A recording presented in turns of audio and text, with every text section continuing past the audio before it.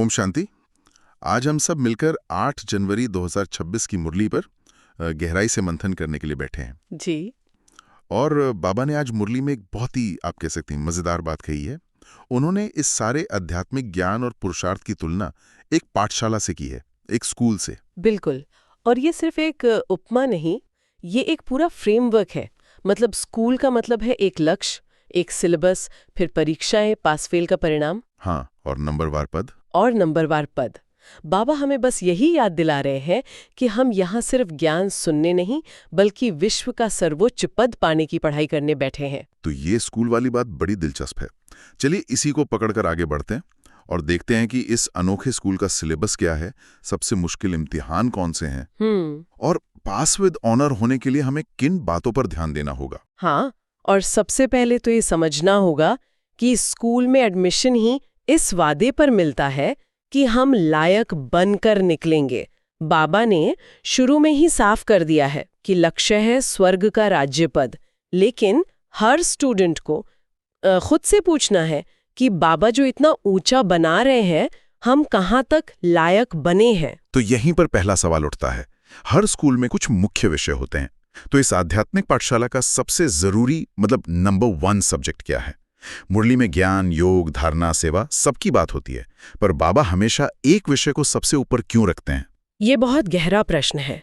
बाबा कहते हैं number 1 subject है पवित्रता। और ये दिलचस्प है कि पवित्रता को ही पहला विषय क्यों कहा गया। हाँ, ये सिर्फ शारीरिक ब्रह्मचर्य की बात नहीं है, ये मन की, संकल्पों की पवित्रता है, जो सीधे सीधे अहंकार से जुड़ी है, जिसके बारे में मुरली में आगे चेतावनी भी दी गई है। जब मन में मैं और मेरा का अपवित्र भाव आता है, तो बाकी सारे विषय अपने आप कमजोर पड़ जाते हैं। मतलब पवित्रता वो फाउंडेशन है, वो नींव है जिस पर ज्ञान और योग की इमारत खड़ी होती है। अगर नींव ही कमजोर हो तो इमारत टिकी नहीं सकती। बिल्कुल। बाबा ने मुरली में बताया भी है कि कई बच्चे पत्र लिखकर मानते हैं कि बाबा, हम इस सब्जेक्ट में हार खा गए। ये स्वीकार करना भी कितना मुश्किल होता होगा। बहुत। और ये इस पढ़ाई की सबसे बड़ी परीक्षा है, क्योंकि बाकी दुनिया तो अपवित्रता को ही जीवन मानकर चल रही है।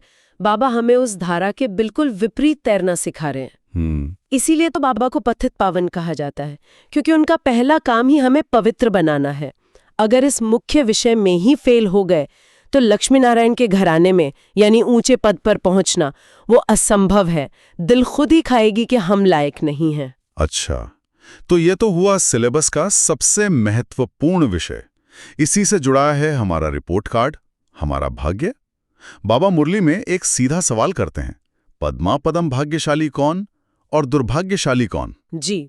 ये कोई फिलॉसफिकल सवाल नहीं है, इसका जवाब हमारे रोज के कर्मों में छिपा है ना? हाँ, परिभाषा बहुत सीधी और व्यावहारिक है। बाबा कहते हैं, जिनकी चलन देवताओं जैसी है, जो हर किसी को सुख देते हैं, किसी को भी अपनी वाणी या कर्म से दुख नहीं पहुंचाते, वही पद्माक्षरी भाग्यशाली हैं। बिल्कुल, उनका भाग्य उनके अपने कर्म बना रहे हैं।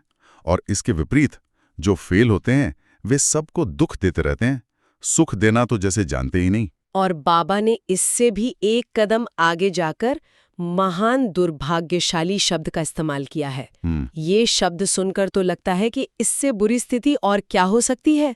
ये किनके लिए कहा गया है? ये उन आत्माओं के लिए है जो ज्ञान में आने के बाद, सबको सुख देने का वादा करने के बाद भी औरों को दुख देने का कारण बनती हैं। ये तो अपने भाग्य को अपने ही हाथों से आग लगाने जैसा है। तभी बाबा कहते हैं, बच्चे अपनी अच्छी रीति संभाल करो। ये एक टीचर की बहुत प्यार भरी लेकिन एक गंभीर चेतावनी है। अपने चलन, अपने व्यवहार का ध्यान रखो, क्योंकि तुम्हारा हर कर्म तुम्हारा भाग्य लिख रहा है। तो एक तरफ बाबा हमें देवताओं जैसी चलन बनाने को कह रहे हैं, लेकिन हम सब जानते हैं कि इस रास्ते पर सबसे बड़ी रुकावट खुद हमारा अपना मन बन जाता है। और मुरली में बाबा ने उसी सबसे बड़े दुश्मन की ओर इशारा किया है, मिथ्या अहंकार। हाँ, और बाबा ने इसे बहुत ही सूक्ष्मता से समझाया है। उन्होंने कहा, खबरदार रहना, इस रथ का भी पूरा पूरा रिगार्ड रखो। यहाँ रथ यानी वो साकार माध्यम जिसके द्वारा बाबा ज्ञान सुना रहे हैं। ये एक बहुत ही महत्वपूर्ण इशारा है।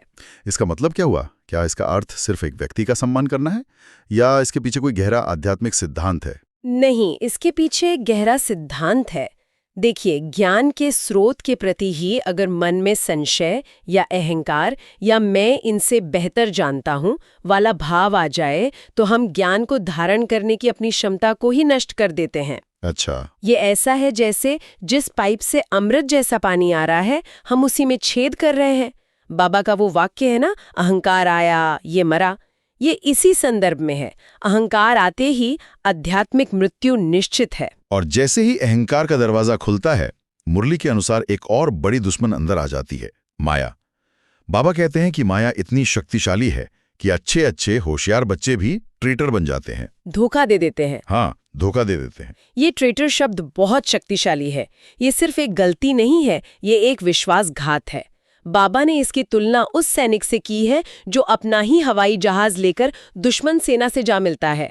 आध्यात्मिक मार्ग पर इसका मतलब है कि बाबा से मिली शक्तियों और ज्ञान का दुरुपयोग करना या बाबा को ही छोड़ देना। बिल्कुल। पर ऐसा होता क्यों है? जो इतने होशियार हैं, जिन्होंने ज्ञान को समझा है, वो ऐसा धोखा कैसे दे सकते हैं? क्योंकि माया इस स्कूल की सबसे मुश्किल परीक्षा है। और ये कोई तय परीक्षा नहीं है, ये हर कदम पर पॉप क्विज की तरह आती है। और इसका सबसे बड़ा हथियार है देह अभिमान, जिससे काम विकार पैदा होता है। बाबा ने स्पष्ट कहा है कि काम चिता पर चढ़ाकर आत्मा को काला कोयला बना देती है। ये रावण का वो ब्रह्मास्त्र है जो आत्मा की सोचने समझने की शक्ति को, उसकी पवित्रता को भस्म कर देता है। मुरली में सूरदास का उदाहरण भी दिया गया है, ये कैसे जुड़ता है? ये उदाहरण दिखाता है कि जब तक ज्ञान का तीसरा नेत्र नहीं खुलता, तब तक ये भौतिक आंखें जो क्रिमिनल बन चुकी हैं, धोखा देती रहेंगी। इन आंखों को बदलने का, इस वृत्ति को बदलने का एक ही उपाय है, निरंतर बाबा की याद। याद की अग्नि। याद की अग्नि ही विकर्मों और आसुरी संस्कारों को जला सकती है। जब तक हम इस पुरुषार्थ में कच्चे हैं, माया के तूफान तो आते ही रहेंगे। इतनी सारी चेतावनियां, फेल होने का डर, माया के तूफान, ये सब सुनकर तो कई बार घबराहट भी हो सकती है। लेकिन मुरली का एक और पहलू है जो इन सब के बीच एक मरहम का काम करता है। बिल्कुल। और वो पहलू है बाबा का स्वरूप। वो सिर्फ एक सख्त टीचर नहीं है जो सिर्फ सिलेबस और परीक्षा की बात करते हैं। वो प्यार के सागर हैं, सुखदाता है। हाँ। उनकी हर शिक्षा, हर चेतावनी के पीछे निस्वार्थ प्यार छिपा है। वे कहते हैं, मैं राजाई नहीं करता हूं, तुमको देता हूं।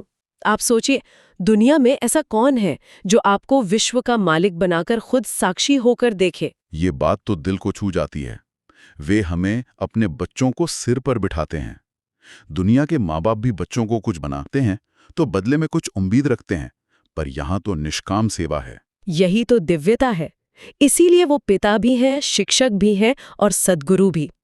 पिता के रूप में वे प्यार से पालना देते हैं, शिक्षक के रूप में हमें लायक बनाते हैं और सद्गुरु के रूप में हमें वापस घर ले जाते हैं। सही बात है। जब ये तीनों संबंध एक ही सत्ता से अनुभव होते हैं तो याद स्वाभाविक और शक्तिशाली हो जाती है। और यही याद माया के तूफानों से बचने का सबसे बड़ा सुरक्षा कवच है। और इस याद को ताज़ा रखने के लिए बाबा हमें बार बार सृष्टि चक्र का ज्ञान भी याद दिलाते हैं कि कैसे हम ही विश्व के मालिक थे और 84 जन्मों के बाद हमारी क्या हालत हो गई है। ये वंडरफुल झाड़ का ज्ञान हमारी बुद्धि में एक लाइट हाउस की तरह काम करता है। हाँ, क्योंकि जब हम अपने आदि और अनादि स्वरूप को याद करते हैं तो वर्तमान की छोटी मोटी बातों से ऊपर उठ जाते हैं। बाबा कहते हैं कि इस झाड़ का बीज यानी स्वयं बाबा कितना छोटा है, निराकार है, पर उससे जो फल निकलता है, विश्व की बादशाही, वो कितनी बड़ी है।